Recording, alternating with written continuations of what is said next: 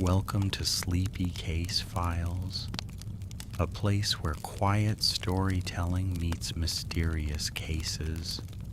Tonight, we slowly explore a story from the world of true crime.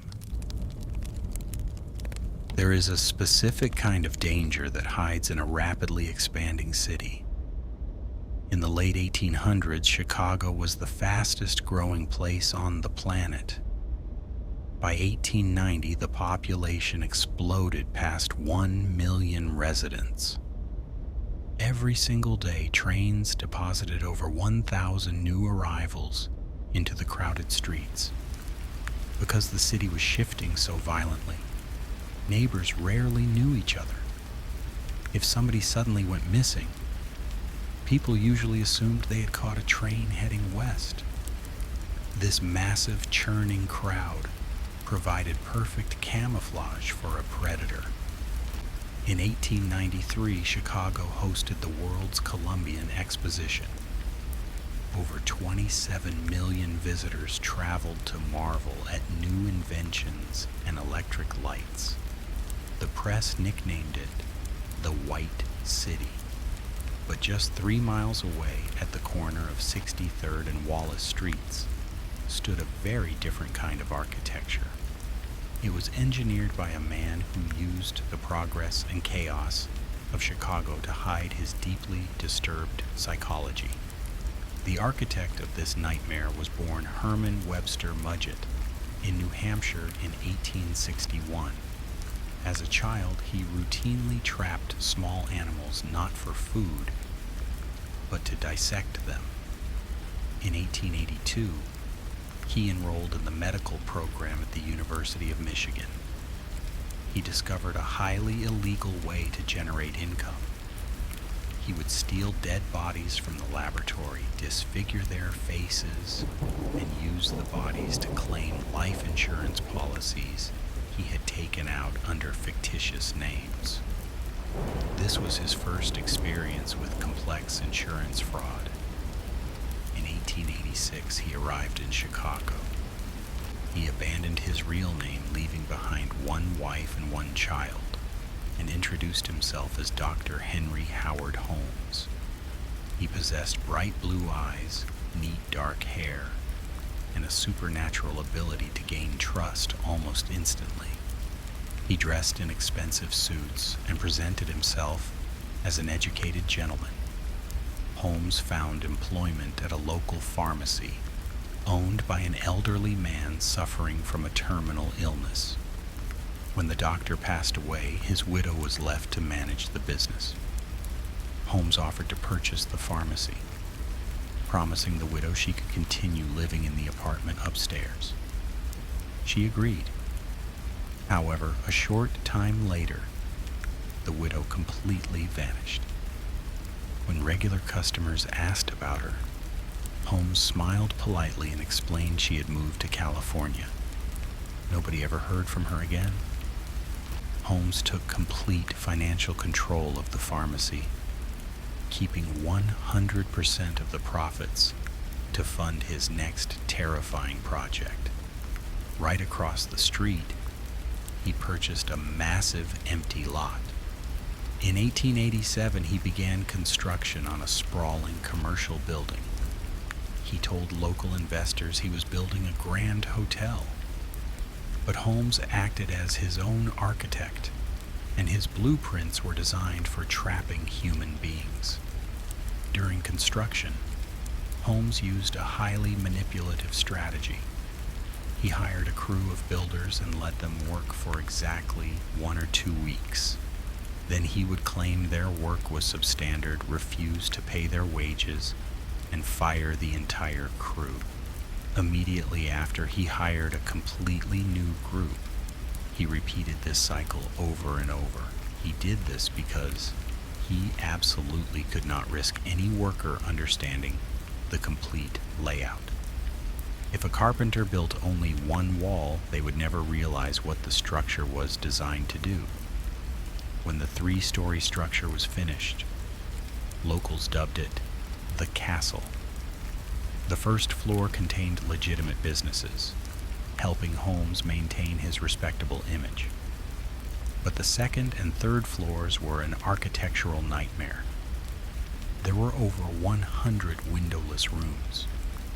The layout was intentionally designed to confuse guests with 51 doors opening directly into solid brick walls. The hallways were narrow, poorly lit, and turned at unnatural angles.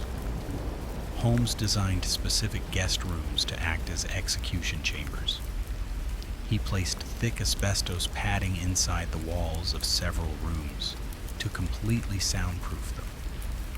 He ran a network of hidden gas pipes into these rooms.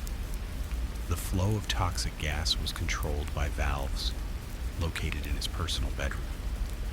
In the middle of the night, he could turn a valve, flood a room with asphyxiating gas, and suffocate guests while they slept. He also installed a heavy bank vault. He would invite victims inside, slam the heavy iron door shut, turn the lock, and walk away. The room was airtight and pitch black, leaving the victim to run out of oxygen. To ensure nobody escaped, he wired electrical buzzers under the floorboards to ring an alarm in his bedroom. The most horrifying section was the basement. To transport heavy bodies down to the cellar without carrying them down the main stairs, he built hidden wooden chutes inside the walls. He greased the inside of the chutes so he could simply drop a body from the third floor. The basement functioned as a dark laboratory. He installed giant vats filled with highly corrosive acid. He dug pits in the dirt floor and filled them with quicklime to rapidly destroy human tissue. He also paid contractors to build a giant brick kiln capable of burning human bones into fine ash. Holmes even generated profit from his victims. He kept a specialized surgical table, removed the flesh from the bodies, put the bones together with wire, and sold the complete skeletons to medical schools for $200 each. Medical schools rarely ask questions about where the bones originated. When the World's Fair officially opened in 1893, Chicago was flooded with young women seeking employment. Holmes viewed them as highly vulnerable targets. He placed signs renaming his building the World's Fair Hotel and advertised cheap lodging. He also sought young women to work as his personal secretaries, making it a strict condition that they must live inside the castle. Holmes was a master manipulator. He acted incredibly charming, bought them gifts, and frequently proposed marriage. After gaining their absolute trust, he would persuade them to hand over their life savings or change their life insurance policies to name him as the sole beneficiary. The moment those legal documents were signed, the women would retreat into their rooms and never be seen walking out. One victim, Julia Connor, moved in with her young daughter Pearl. When Julia demanded marriage, both she and Pearl vanished completely. Another victim was Emmeline Sigrand. She disappeared right after Holmes asked her to marry him. Years later, police found the distinct shape of a woman's shoe pressed incredibly hard into the inside of the heavy bank vault door. They concluded it was Emmeline's footprint left behind as she desperately kicked the iron door in an attempt to escape. When the World's Fair ended in late 1893, the economy crashed. Holmes had accumulated massive debts to local banks, and his creditors were actively hunting him. Realizing he had to escape, he abandoned the castle. He traveled across the country executing small scams, but he desperately needed a large influx of cash. He decided to organize a major life insurance fraud scheme with an employee named Benjamin Pittizel. Pittizel would purchase a $10,000 life insurance policy, and they would fake his death. Pitticell moved to Philadelphia and set up a fake business office. However, Holmes decided that locating a fake body was entirely too much work. It would be much easier to simply murder his loyal partner. In September 1894, Holmes traveled to Philadelphia, knocked Pitticell unconscious with toxic chemicals, and set his body on fire. He told the police Pitticell had died in a tragic accident. Holmes successfully collected the $10,000, but the insurance company hired the famous Pinkerton Detective Agency to investigate. Meanwhile, Holmes made a careless mistake and was arrested by police in Boston for stealing a horse in Texas. While he was sitting in a jail cell, the police finally unraveled the insurance scheme. They realized the burned body in Philadelphia was actually Benjamin Pitticell. This leads to the most intense chapter of the investigation. Pitticell had a wife named Carrie and 5 children. Before Holmes was arrested, he executed a cruel psychological trick on the grieving mother. He lied to Carrie, telling her Pitticell was hiding from the police in South America. He convinced Carrie to travel to meet him and offered to take 3 of her children to keep them safe. He took physical custody of 15-year-old Alice, 11-year-old Nellie, and 8-year-old Howard. Holmes dragged these 3 terrified children all across the northern United States and Canada. He forced them to move from hotel to boarding house almost every day. At the exact same time, he manipulated the mother into traveling on a route right behind them, keeping her just 2 streets away, but constantly lying to ensure they never crossed paths. When the police put Holmes in jail in November 1894, the 3 children were nowhere to be found. The Philadelphia police assigned Detective Frank Geyer to locate them. Geyer was an incredibly meticulous investigator. He began his search in June 1895, many months after the children were last seen alive.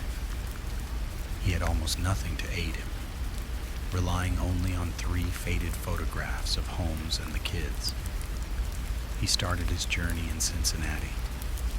He walked to every hotel and boarding house, showing the pictures to front desk clerks. It was a slow process. There were no computers, no phones to call ahead, and no security cameras. Geyer successfully tracked their path from Cincinnati to Indianapolis and then to Detroit. Along the way, he made a tragic discovery. He found hidden letters the 2 girls had written to their mother. Holmes had promised the girls he would mail them, but simply hid them in his pockets. The letters detailed how cold they were and how frightened they were growing of the man they called Mr. Howard. His exhaustive investigation eventually led him across the border into Toronto, Canada. Going from house to house, he met an elderly man who recognized the picture of Holmes. The man stated he had rented a house to Holmes on St. Vincent Street. He also mentioned Holmes had asked to borrow a large dirt shovel, claiming he needed to dig a hole to store potatoes. Geyer immediately rushed to the property and went down into the dark, damp dirt cellar. He noticed the dirt in the exact center of the room felt unusually soft. He pushed his shovel into the ground and began to dig. When he reached about 3 feet deep, a terrible smell hit the air. A few inches deeper, the shovel struck bone. Geyer uncovered the heavily decomposed bodies of the 2 girls, Alice and Nellie. Holmes had forced the girls into a large wooden trunk, attached a rubber hose from a gas lamp, suffocated them and buried them. But little Howard, the 8-year-old boy, was not in the grave. Geyer reviewed old hotel registry books and took a train back to Indianapolis. He rented a horse and a cart and physically checked over 900 different properties. Finally, in Irvington, he located a house Holmes had previously rented. Under the basement floorboards, beneath a heavy iron stove, Geyer found fragments of bone mixed into the ashes. He also discovered a burnt piece of a wooden toy belonging to the young boy. Because Detective Geyer successfully proved Holmes murdered the children, police in Chicago realized they needed to completely tear open the castle on 63rd Street. Investigators used heavy axes to break down the interior walls. The horrible secrets were finally exposed. They located the hidden gas pipes. Down in the basement, they used wire screens to sift through the heavy ash inside the giant brick oven. They discovered metal watch pieces and shattered human bones. They found the large tubs smelling of acid and surgical tables covered in dark stains. Underneath the dirt floor, they uncovered a hidden pit containing the bones of many different people. Because Holmes used acid and fire so frequently, police in the 1800s could not determine exactly how many people were buried there. Holmes was taken to court in Philadelphia in the fall of 1895. The trial was a massive media event. Holmes believed he was smarter than the judge and lawyers, firing his legal team to defend himself. He smiled and treated the trial like a game. However, the evidence collected by Detective Geyer was too overwhelming. It took the jury a few hours to declare him guilty, and the judge sentenced him to die by hanging. While waiting in his jail cell, a newspaper paid him $7,500 to write a confession. He proudly claimed he killed 27 people, writing he was born with the devil inside of him. Today, historians can firmly prove 9 murders, but many experts believe the actual number is anywhere from 20 to 200. On May 7, 1896, Holmes was escorted to the gallows. He showed no fear.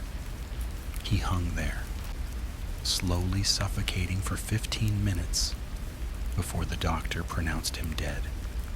Before his execution, the man who had spent his life dissecting the bodies of others became terrified of what might happen to his body. He gave the prison a final set of instructions. He demanded that his wooden coffin be placed inside a larger box filled entirely with wet cement. His grave to be dug 10 feet deep instead of 6. Finally, before they put the dirt back into the hole, he made them pour 2 more tons of heavy cement on top of him. He wanted to ensure that nobody could ever dig him up and subject him to the terrible things he had done to so many others in the dark, twisted hallways of his Chicago castle